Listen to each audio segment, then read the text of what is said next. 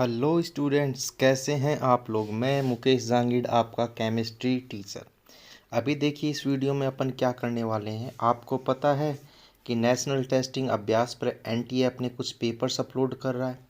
तो ये पेपर बहुत ही इंपॉर्टेंट है, इनको आपको ज़रूर सोल्व करना चाहिए। अभी मैं क्या करने वाला हूँ, एनटीए के जो पेपर्स है वो मैं रेगुलर अपलोड करूँगा इनऑर्गेनिक केमिस्ट्री के। उनके स्क्रीनशॉट्स ले रखे हैं और साथ ही साथ मैं आपको एक्सप्लेन करता जाऊँगा।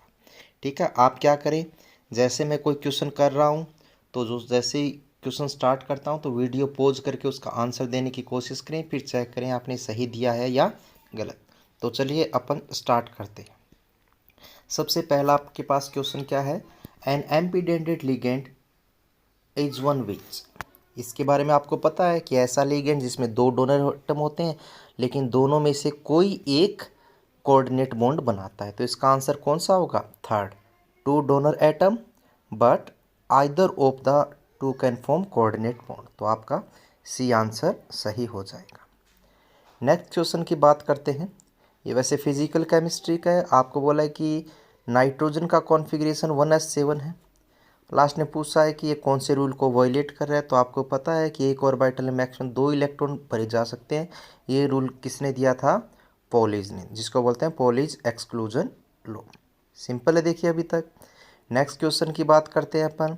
ये बोला है कि इलेक्ट्रॉन एफिनिटी जो होती है वो फ्लोरीन की कम होती है, क्लोरीन की ज़्यादा होती है, ऐसा क्यों।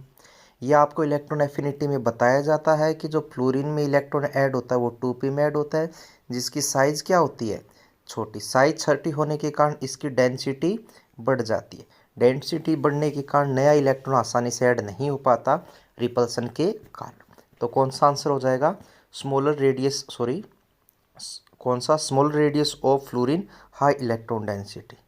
तो आपका बी सही हो जाएगा। ठीक है, अपन थोड़ा फास्ट चल रहे हैं क्योंकि जितना जल्दी रिवाइज हो जाए वही अच्छा है। अगला मेटलर्जी का एक क्वेश्चन डायरेक्ट ओर से रिलेटेड। ये बात बहुत बार देखने में आई है कि मेटलर्जी से कई बार जो क्वेश्चन होते हैं, ये माने कि 30 टाइम्स क्वेश्चन डायरेक्ट ओर से रिलेटेड आते हैं। सबसे पहले बोला है, इसलिए आपको बहुत अच्छे से याद करना है। पी में क्या दिया, कैसिटेराइट। कैसिटेराइट क्या होता है आपका, SnO2 होता है। तो पी का 3, तो पी का 3 कौन से में आ रहा है, सी में और डी में। क्यू रूटाइल, रूटाइल होता है आपका TiO2, तो क्यू का होना चाहिए 6, तो ये भी नेक्स्ट मैच कर गया। आर का देखें, सीरूसाइट, सीरूसाइट होता है PbCO3, सीरू का मतलब सी से है ना, PbCO3 सीरूसाइट। तो आर का 5, तो आर का 5, तो आपका कौन सा आंसर हो गया, 6 करेक्ट हो गया। ठीक है, अगला क्वेश्चन आपका, फूल्स गोल्ड आयरन पायराइटीज होता है बेटा, Fe2 स्टार्टिंग में बताते हैं। वैसे 2 आगे हैं मेटलर्जी के, ऐसा होता नहीं है जनरली। अगला क्वेश्चन बोला बहुत ही सिंपल आपका पी ब्लॉक का, कि ये जो बोरेक्स होता है इसका एक और रिप्रेजेंटेशन है, वो क्या है। आपको पता है कि .8s2 वाला, क्यों, इसका जो स्ट्रक्चरल फॉर्मूला बनाया जाता है उसमें 2s2 अंदर की यूनिट के अंदर इन्वॉल्व हो जाते हैं, जो BOB वाली अपन पूरी स्ट्रक्चर बनाते हैं उसमें। ठीक है, अगला क्वेश्चन ये पूछा गया है कि इनमें से कौन सा ऑप्टिकल एक्टिविटी शो करता है। ऑप्टिकल एक्टिविटी के लिए आपको बताते हैं, जब 2 बाइडेंटेड लिगेंड हो और वो ट्रांस पोजीशन पर हो तो कभी भी ऑप्टिकल एक्टिविटी शो नहीं करते। ये भी ट्रांस ए अपोजिट, ये भी ट्रांस बी अपोजिट। ठीक है, ऐसा नहीं कि साइड में लिख दिया तो कुछ और हो जाएगा। सिर्फ तब होता जब दोनों बी पास में होता, वो पक्का ऑप्टिकल एक्टिव होता। लेकिन 2 बाइडेंटेड लिगेंड का कोई एग्जाम्पल नहीं है। ए में आए तो ए में प्लेन ऑफ सिमेट्री यहाँ पर प्रेजेंट है AMA से, तो ये बी और ये बी इक्वल पार्ट के अंदर डिवाइड हो जाएंगे, तो ये नहीं होगा। ऑब्वियस सी बात है, बी करेक्ट होना चाहिए। लेकिन देख भी लेते हैं, इसमें कोई भी ऐसा प्लेन मान लीजिए यहाँ से कट करें AMB से, तो AB और EN अनइक्वल है। और कोई सा भी प्लेन आप काट सकते हो, चाहो तो AB और EN को काटेंगे तो A और B ऊपर और नीचे वाले अनइक्वल रह जाएंगे, तो ये भी प्लेन ऑफ सिमेट्री इसमें नहीं है। प्लेन ऑफ सिमेट्री नहीं है तो ऑप्टिकल एक्टिव ये हो जाएगा। नेक्स्ट क्वेश्चन आपसे पूछा है कि एम्फोटेरिक स्पीसीज, वैसे फिजिकल का भी बोल सकते हैं, आयनिक इक्विलिब्रियम, और अपना इनऑर्गेनिक का भी है। एम्फोटेरिक जैसे स्टार्टिंग बात करें तो मेरे को डायरेक्ट H2 दिख रहा है, ये होता है। अब HPO4 2- और S2PO4 2-, ये किससे बने हैं बेटा, ये S3PO4 से बने हैं। आपको पता है S3PO4, फिर क्या बन जाएगा H2PO4-, फिर क्या बन जाएगा HPO4 2 माइनस, अब इसमें से भी निकल सकता है PO4 3 माइनस। तो मतलब ये यहाँ से आ गया। ये यूनिट क्या कर सकती है, H प्लस डोनेट करके इसमें जा सकता है और H प्लस एक्सेप्ट करके इसमें जा सकता है। H2PO4 माइनस, तो ये भी हो जाएगा, ये ऊपर वाले में जा सकता है H प्लस आयन लेके और नीचे जा सकता है H प्लस आयन दे के। अब बात करते हैं H2PO4 H2PO2 माइनस, ये नहीं होता है।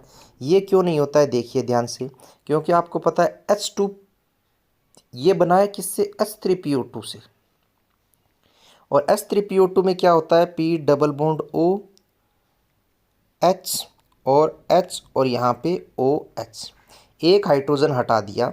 अब इसमें से और हाइड्रोजन नहीं हट सकता क्योंकि डायरेक्टली P से कनेक्टेड है।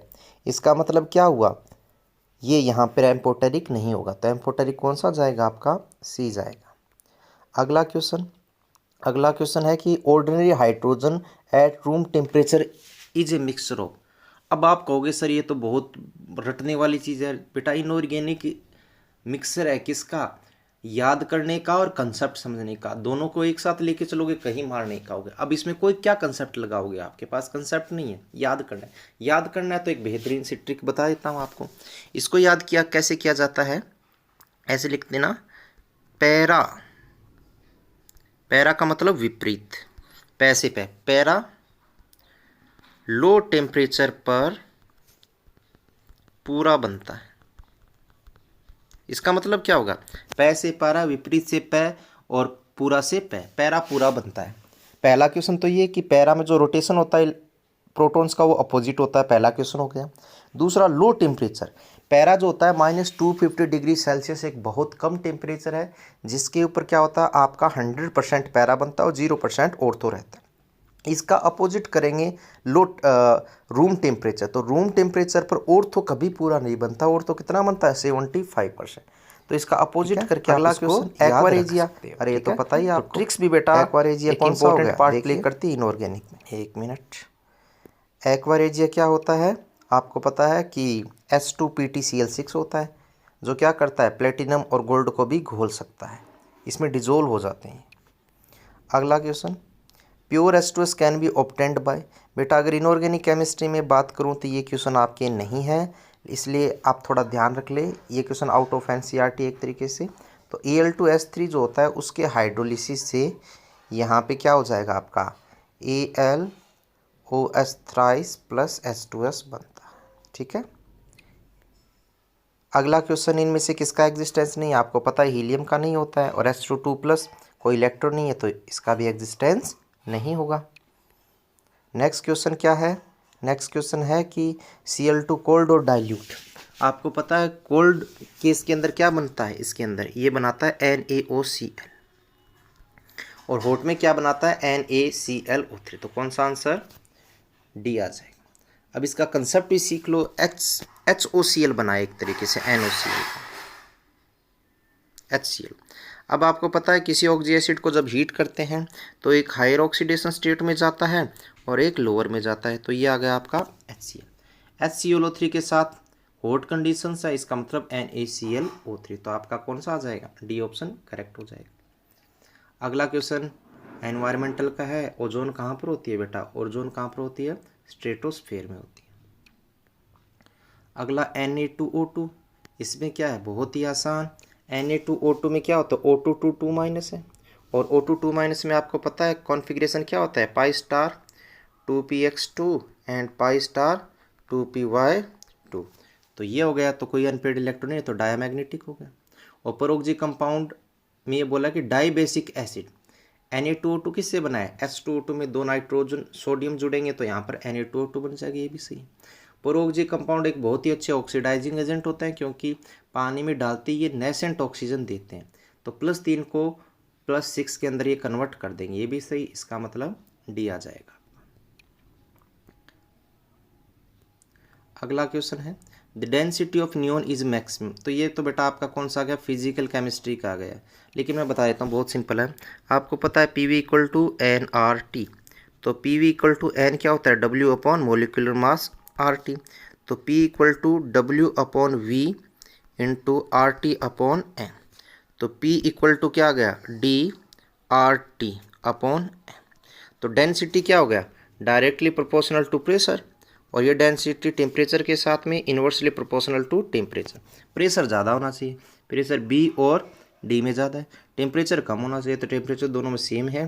तो क्वेश्चन ये गलत दिया हुआ है, तो आंसर अपन कौन सा चूज़ करेंगे, B चूज़ करेंगे। ठीक है, तो ये यहाँ पर आपकी इनऑर्गेनिक केमिस्ट्री फिनिश हुई है। तो एक बार ज़रूर मैच करें कितने क्वेश्चंस आप सही करते हैं, और मैं रेगुलर इसके क्वेश्चन पेपर अपलोड करता रहूँगा। जय हिंद।